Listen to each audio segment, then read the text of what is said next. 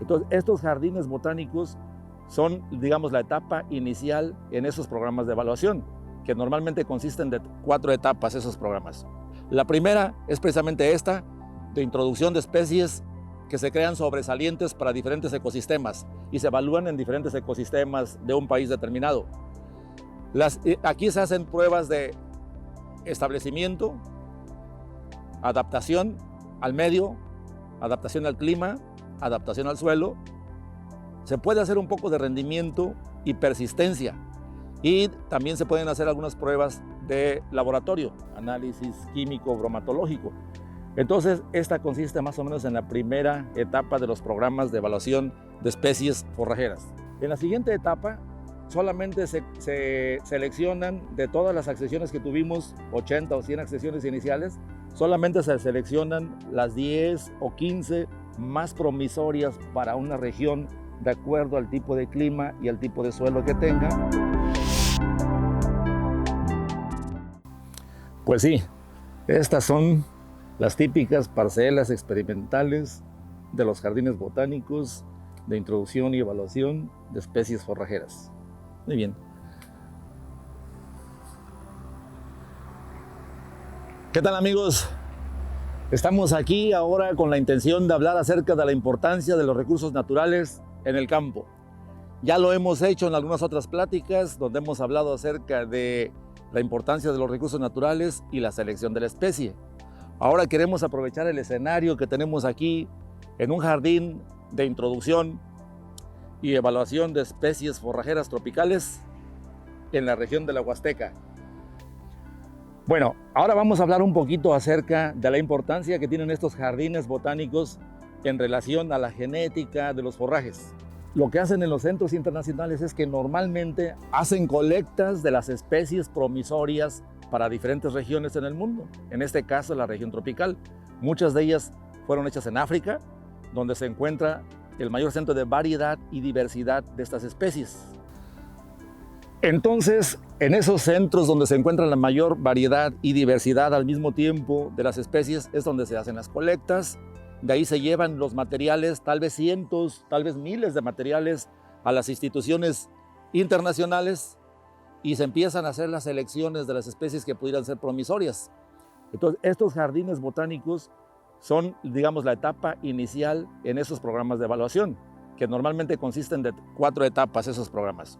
La primera es precisamente esta, de introducción de especies que se crean sobresalientes para diferentes ecosistemas y se evalúan en diferentes ecosistemas de un país determinado.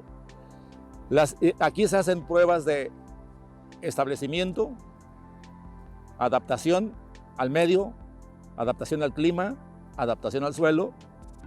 Se puede hacer un poco de rendimiento y persistencia, y también se pueden hacer algunas pruebas de laboratorio, análisis químico bromatológico.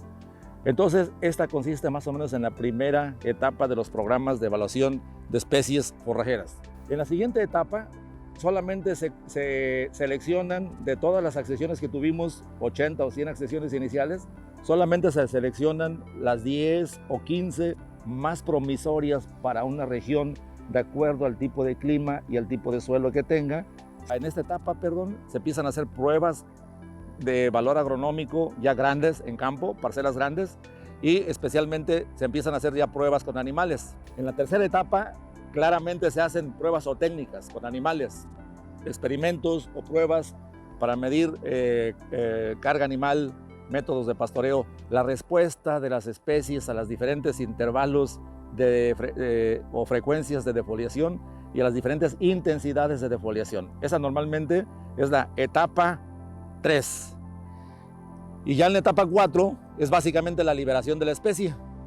Ya pasó todas las pruebas de introducción, evaluación agronómica, evaluación con animales, evaluación zootécnica, y finalmente sabemos que un material persiste y produce bajo las condiciones locales de clima y suelo en el que se va a liberar, y además el animal lo consume con avidez y es de buen valor nutritivo y pasa a la etapa de liberación. Entonces empieza el proceso de producción de semilla para la siembra o material vegetativo para su multiplicación.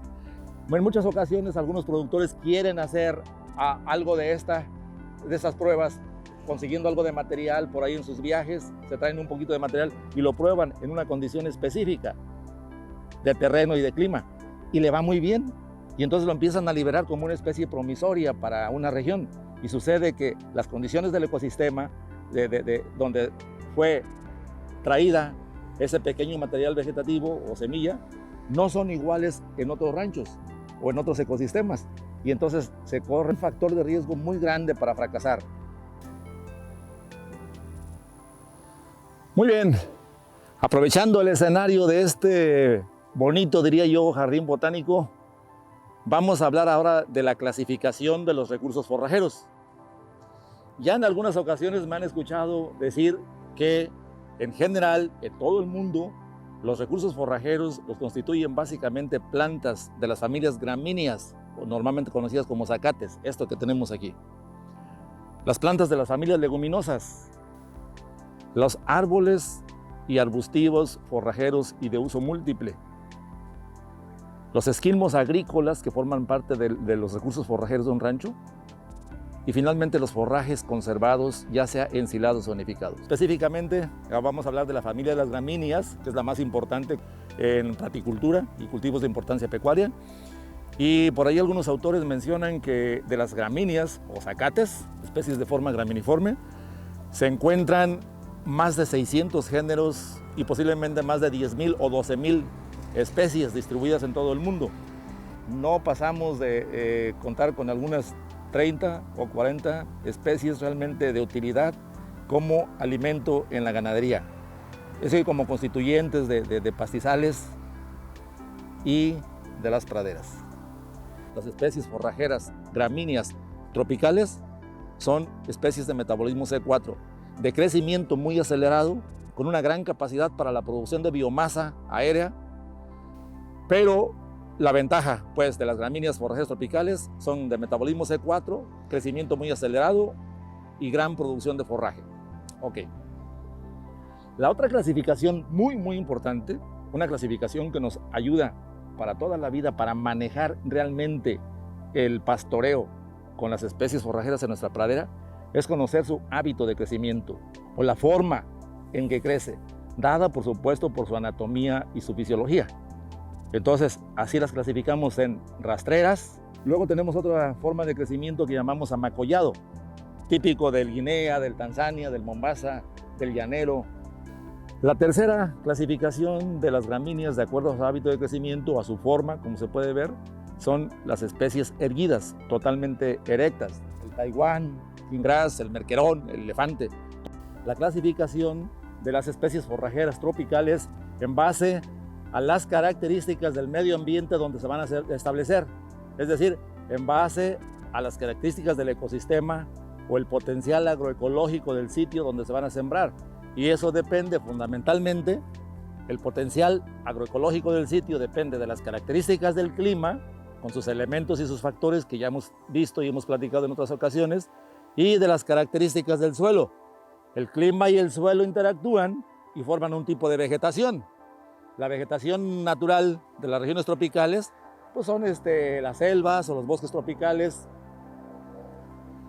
pero no es el pastizal.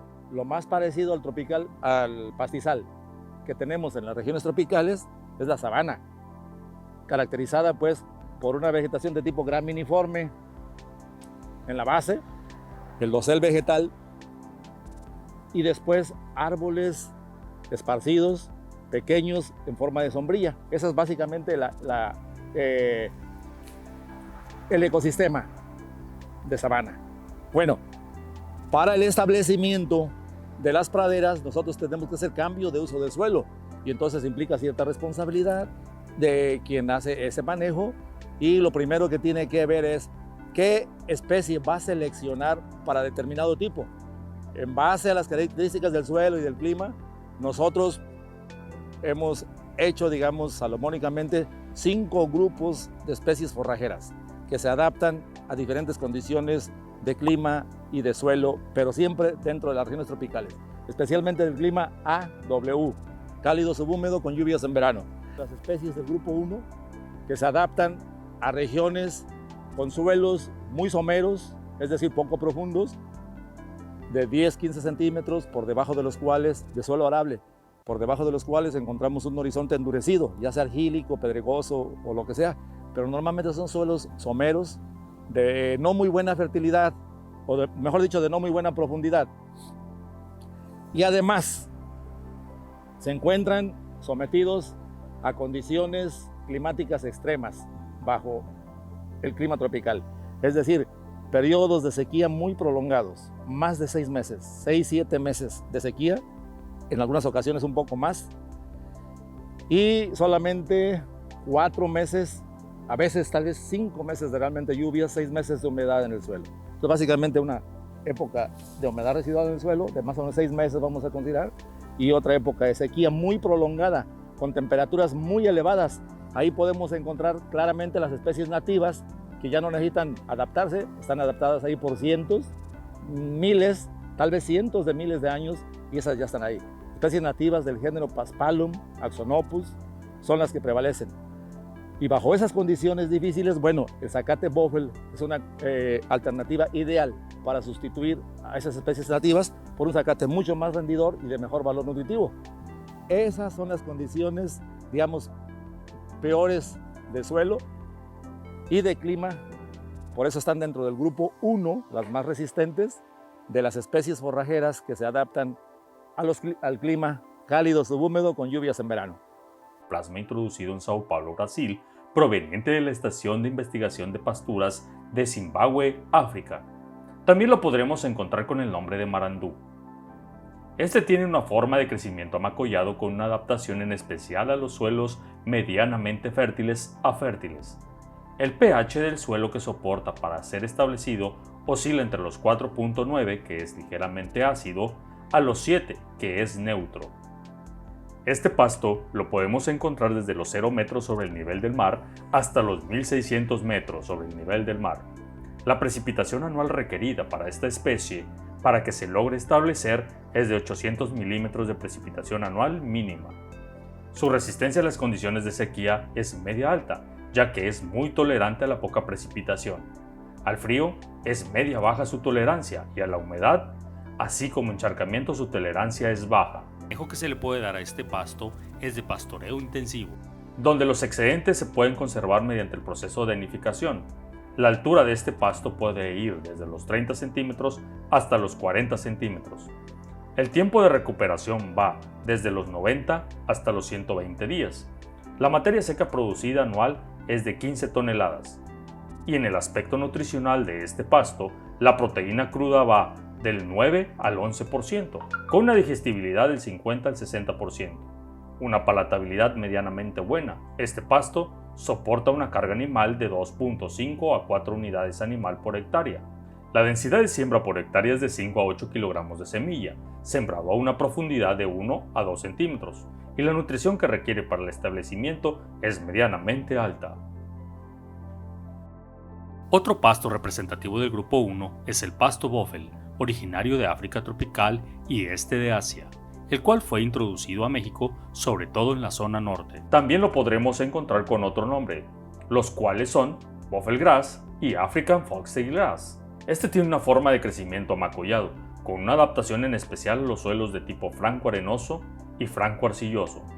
Este pasto lo podemos encontrar desde los 0 metros sobre el nivel del mar hasta los 1600. La precipitación anual requerida para que esta especie se logre establecer es de 100 milímetros mínimo y puede soportar como un máximo de 1000 milímetros de precipitación anual. El pH del suelo que soporta para ser establecido oscila entre los 6, que es ligeramente ácido, y los 8 de pH, que es ligeramente alcalino. Su rusticidad es media, ya que es muy tolerante a la poca precipitación, pero suele ser vulnerable a la Magnaporte grisea, también conocida como mancha de hoja. El manejo que se le puede dar a este pasto es de pastoreo rotacional. Los excedentes se pueden conservar mediante el proceso de nidificación ensilado. La altura de este pasto puede ir desde los 10 centímetros hasta los 70 centímetros. La materia seca producida anual en suelos de baja fertilidad va de las 2 toneladas a las 9 toneladas y en suelos con alta fertilidad hasta las 24 toneladas. La proteína va del 9 al 12% con una digestibilidad del 60%. Soportando 2 unidades animal por hectárea. Grupo 2 de las especies que soportan condiciones de clima muy parecidas o similares a las del grupo 1, es decir, climas extremos, sequías muy prolongadas, temperaturas muy altas, pero a diferencia del grupo 1, estos ya son más exigentes en fertilidad, textura y otras cosas inherentes al suelo. Entonces son mejores especies, pero requieren mejores condiciones. El más representativo sea precisamente este cultivar que es guinea, el guinea común. Más recientemente, ya por la década de finales de los 80s, a finales de los 80s y principios de los 90 se liberaron otras como el Tanzania y el Mombasa. También se podría incorporar en esa misma especie algunas de las braquiarias que han estado saliendo recientemente, aunque se adaptan también ellas muy bien a condiciones de suelos con problemas de acidez, es decir, con pH bajo. Si nosotros tenemos suelos de regular fertilidad o incluso de mala fertilidad con problemas de acidez y de pH, entonces vienen el grupo de las braquiarias, casi todas las braquiarias, a hacer nuestra salvación en ecosistemas donde el suelo presente problemas, tal vez un poquito de encharcamiento, pero muy especialmente problemas de acidez, problemas de pH bajo. Grupo 2. Las especificaciones para los pastos más representativos del grupo 2 a continuación los detallaremos, como lo son el pasto guinea, Mombasa y Tanzania. Iniciaremos por el zacate guinea, el cual tiene su origen en África. Este tiene una forma de crecimiento amacollado con una adaptación en especial a los suelos medianamente fértiles a altamente fértiles. El pH del suelo que soporta para ser establecido oscila entre los 5, que es ligeramente ácido, a los 7.5, que es neutro. Este pasto lo podemos encontrar desde los 0 metros sobre el nivel del mar hasta los 1600 metros sobre el nivel del mar. La precipitación anual requerida para que esta especie se logre establecer es de una mínima de 800 milímetros y una máxima de 2500 milímetros de precipitación anual. Es una especie que posee rusticidad, dado que es tolerante a las plagas como es el caso del salivazo. Además, su capacidad de establecimiento en lugares sombreados como debajo de los árboles es medianamente buena. El manejo que se le puede dar a este pasto es de pastoreo extensivo, donde los excedentes se pueden conservar mediante el proceso de corte, enificación y ensilaje. El tiempo de recuperación es de 8 semanas. La materia seca producida anual es de 12 a 15 toneladas por hectárea. En el aspecto nutricional, en este pasto, la proteína cruda es de 10.5%, con una digestibilidad del 60 al 65%. La palatabilidad es excelente. Este pasto soporta una carga animal de 3 a 4 unidades animal por hectárea. La densidad de siembra por hectárea es de 7 a 12 kilogramos de semilla por hectárea. Representativo del grupo 2 es el pasto Mombasa, originario de África.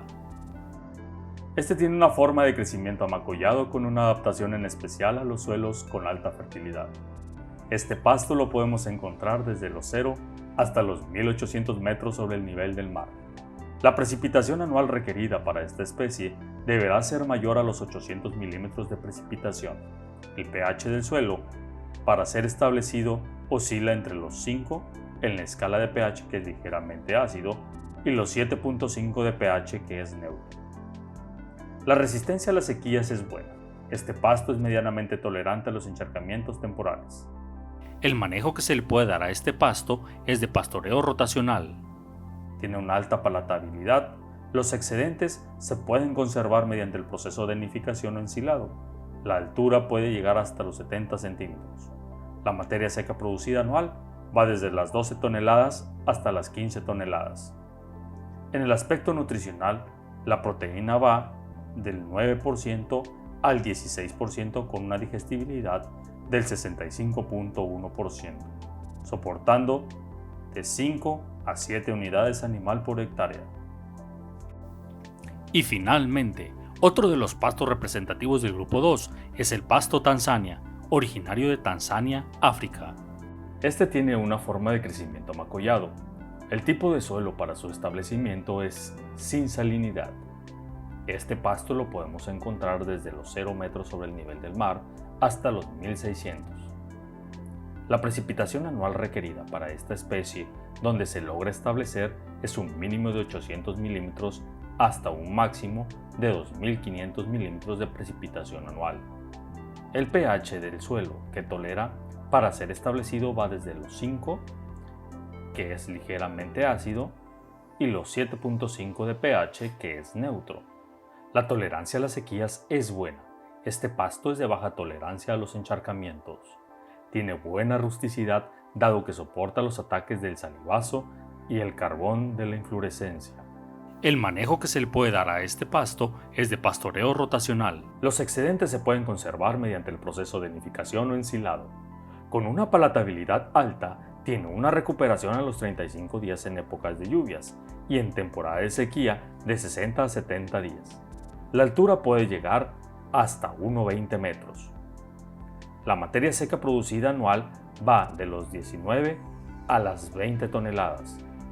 La proteína va del 10 al 12% con una digestibilidad del 60 al 65%, soportando 1.5 a 2 unidades animal en temporada de sequía y 2.5 a 4 unidades animal por hectárea en temporadas de lluvias. Para su establecimiento se requieren de 6 a 12 kilogramos de semilla por hectárea. Y aquí estamos, efectivamente, enfrente a una parcela representativa de las especies que se agrupan por su adaptación al grupo 3, que le llamamos. Aquí incluye el pangola, el estrella, las bermudas de la costa, tipo 1, tipo 2, los Tifton y todas aquellas especies más o menos de forma o hábito de crecimiento rastrero. Casi todas ellas son así, se multiplican por material vegetativo y requieren periodos de humedad en el suelo más prolongados que los del grupo 1 o 2. Es decir, requieren humedad en el suelo por lo menos 6 o 7 meses, aunque sea humedad residual. En el caso del pangola y el estrella, pues se adaptan muy bien a la mayor parte de los suelos ácidos tropicales. Sin embargo, si el suelo tuviera algún problema de acidez, es decir, que fuera alcalino, no ácido, sino alcalino, entonces las opciones son zacates del tipo Bermuda. Bermuda cruza 1, Bermuda cruza 2. Más o menos es el mismo hábito de crecimiento, la misma forma de reproducción o multiplicación, y más o menos el rango de producción de esta especie anda dentro de unas 14 a 18 toneladas de materia seca por hectárea por año. Son intermedios en su capacidad de carga, pero resisten intensidades y frecuencias de defoliación muy intensas. Tanto intensidades, es decir, pastoreo hasta el ras del suelo, y la frecuencia de defoliación es la más baja de casi todas las especies forrajeras. Estamos hablando de las especies forrajeras del grupo 3, pangola, estrella de África, Cynodon, es decir, bermudas. Básicamente son los que encontramos ahí en esas especies. Ahora, más recientemente, por ejemplo, señal también se encuentra clasificado en este grupo. Y bueno, la característica principal es que se adapta a diversas, muy diversas calidades de suelo o tipos de suelo, pero requiere, dentro del clima AW, requiere que humedad residual de por lo menos 6 a 7 meses. Esa es la característica principal de estas especies, para que produzca bien. Claro que se puede adaptar en otras condiciones un poquito menos favorables para ella, pero no le va a rendir en la cantidad de forraje que le tenía que rendir como si lo estableciera bajo las condiciones para las cuales fueron liberados. Esa es la importancia de hacer este tipo de estudios. Clasificar las especies de acuerdo a las condiciones agroecológicas o el potencial agroecológico del sitio donde se va a establecer. Muy bien. Zacates de la especie Cynodon dactylus, muy buenos para suelos tropicales con problemas de alcalinidad. Grupo 3, pangola. Las características para los pastos más representativos del grupo 3, a continuación los presentaremos. Comenzaremos con el pasto pangola, Es una especie originaria de África. Este tiene una forma de crecimiento rastrero. El tipo de suelos en el que esta especie se adapta son aquellos ricos en minerales como el potasio, fósforo y nitrógeno. Así como también dicha especie no se adapta a suelos mal drenados y oxidados.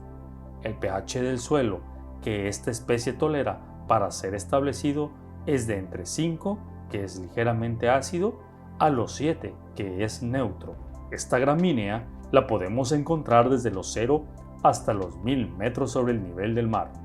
La precipitación anual requerida para que esta especie se logre establecer es de una mínima de 1200 milímetros y una máxima de 1500 milímetros de precipitación anual. Es una especie con baja rusticidad, ya que es susceptible a las plagas como el mión, hongos, escarabajos de hoja, pulgón amarillo, gusano tejedor y cogollero. Es una especie que requiere luz solar y no tolera las sombras. El manejo que se le puede dar a este pasto es de pastoreo extensivo. Se puede realizar manejos de pastoreo intensivos. Los excedentes se pueden conservar mediante el proceso de denificación o ensilaje. El tiempo de recuperación es de 25 días. La materia seca producida anual es de 28 a 30 toneladas por hectárea. En el aspecto nutricional, este pasto, la proteína cruda es de 4 al 14%, con una digestibilidad del 60 al 70% y una palatabilidad considerada como buena. Este pasto soporta una carga animal de 1 a 1.5 unidades animal por hectárea. Estrella de África. Y otro pasto representativo del grupo 3 es el pasto estrella de África, originario de África Oriental. Este tiene una forma de crecimiento rastrero con una adaptación en especial a los suelos de textura fina, con fertilidad media-alta, desde suelos arenosos hasta arcillosos, húmedos pero con buen drenaje. Este pasto lo podemos encontrar desde los 0 hasta los 1200 metros sobre el nivel del mar. La precipitación anual requerida para esta especie, donde se logra establecer, va desde los 800 milímetros a los 2800 milímetros de precipitación anual. El pH del suelo que soporta para ser establecido oscila entre los 5.7 de pH, que es ligeramente ácido, y los 7.4 de pH, que es neutro. La resistencia a las sequías es buena, así como a la humedad. La rusticidad que presenta es baja, ya que puede ser atacado por plagas y enfermedades durante la época de lluvia, y es susceptible a la mancha de hoja, así como también a la roya. El manejo que se le puede dar a este pasto es de pastoreo extensivo. Se pueden conservar mediante el proceso de nidificación, con una palatabilidad alta, solo que esta va cambiando a lo largo del ciclo productivo. Es un pasto que tiende a lignificarse, y este puede causarle problemas en la dentadura y en los cascos al ganado. Los estolones pueden llegar a medir hasta 5 metros. La materia seca producida anual es de alrededor de 30 toneladas. La proteína cruda va del 11 al 14, con una digestibilidad del 56 al 65%, soportando 4 unidades animal por hectárea. Para su establecimiento se requiere 1.6 a 2.2 toneladas de estolones por hectárea. ¿Qué tal, amigos? Bueno, pues para continuar con el tema y aprovechando las ventajas que nos proporciona contar con un jardín botánico como este, vamos a seguir hablando de los recursos forrajeros tropicales, el germoplasma con el que contamos para establecer nuestras praderas. En este caso, estamos apreciando el grupo 4, que corresponde a los zacates llamados de corte. Los zacates de corte que responden perfectamente también al pastoreo, constituidos básicamente por el elefante, que diría yo es uno de los más antiguos que tenemos de estos, y después los que vinieron posteriormente como el merquerón, el taiwán y el kingras. Esos liberados aquí en México allá por los 80s, de estos jardines botánicos y de campos experimentales. Pero bueno, hace pocos años, más recientemente pues, se han venido otros cultivares o ecotipos como son el manalfalfa, el CT115, el OM22, otros OMs y algunos elefantes enanos. El zacate roxo, el morado o Taiwán morado, como le llaman, pero todos ellos se comportan más o menos de la misma manera son de la especie Pennisetum purpureum, que ya cambió a Cenchrus, pero nosotros le seguimos llamando porque mucha de nuestra gente se acostumbró a llamarlos así, zacates de corte de la especie Pennisetum purpureum, y más o menos requieren las mismas condiciones de clima y de suelo, pero son capaces de adaptarse a una gran variedad de climas y de suelos tropicales.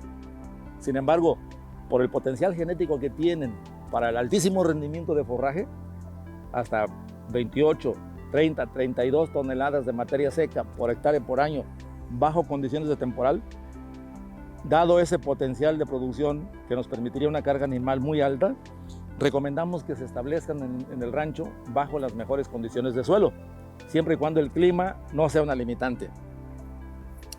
Para poder explotar el potencial genético en producción de forraje, pues tenemos que brindarle también quizá las mejores condiciones de manejo y de cultivo a la especie.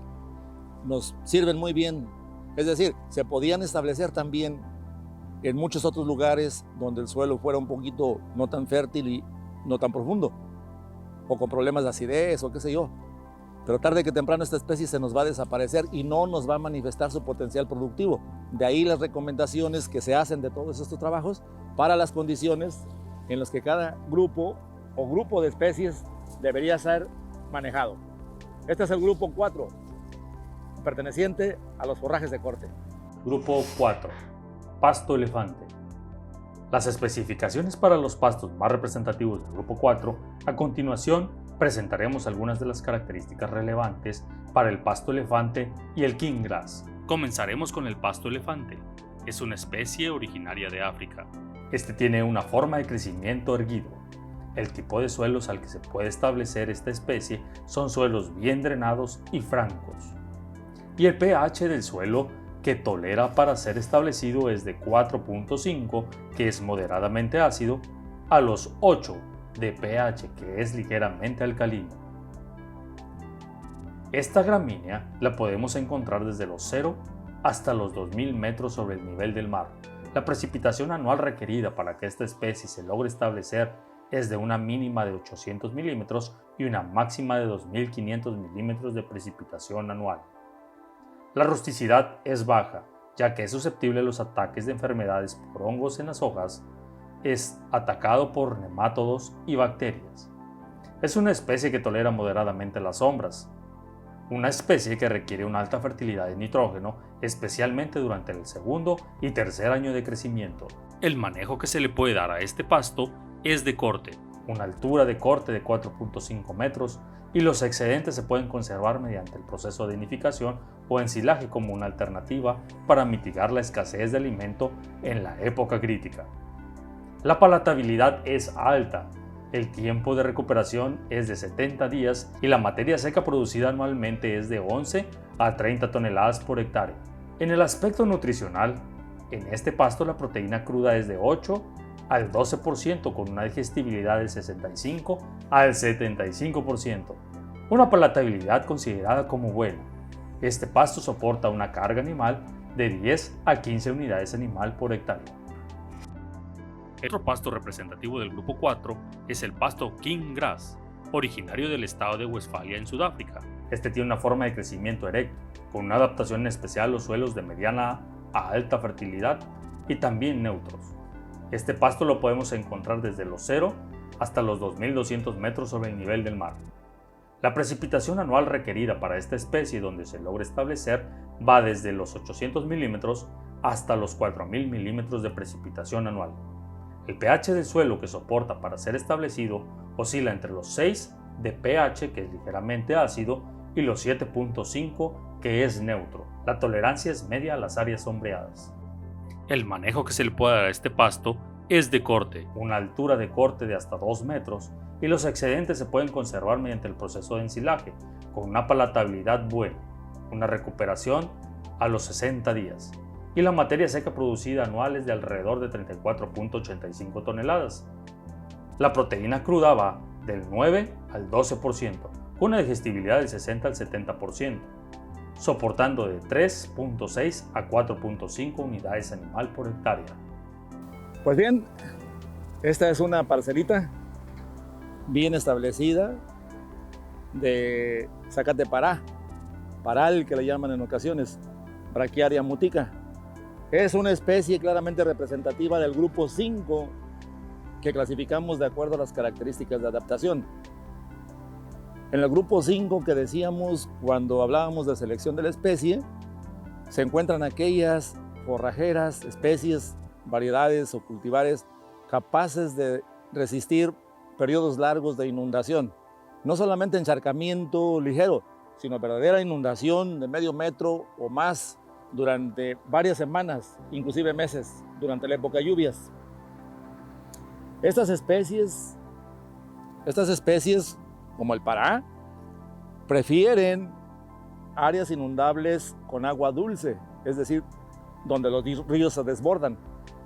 Junto con esta, en el mismo grupo, del grupo 5, encontramos, por ejemplo, el zacate alemán, que prefiere áreas inundables, pero con agua salobre, es decir, muy cerquita de las lagunas o del mar, donde el agua es un poquito más salada. Entre ellas tenemos otras también como el himenagne y los hemartrias, hemartria altísima, la especie, que tiene varios ecotipos, viga alta, red alta, que se adaptan a las condiciones de inundación. Pero yo creo que el pará, Brachiaria mutica, es quizá la especie más representativa de este grupo 5 de especies forrajeras tropicales. Y finalmente, las especificaciones para los pastos más representativos del grupo 5. A continuación, presentaremos algunas de las características más representativas del grupo. Comenzando con el pasto pará. Es una especie originaria de las planicies inundables de África. El tipo de suelos en el que se puede establecer esta especie son suelos arenosos y suelos arcillosos, con fertilidad moderada, apto para los suelos con drenaje pobre y permanentemente inundados. En áreas lluviosas es usado para cubrir suelos degradados. El pH del suelo que tolera para ser establecido es de 4.5, que es un suelo moderadamente ácido. Esta gramínea la podemos encontrar desde los 0 hasta los 1600 metros sobre el nivel del mar.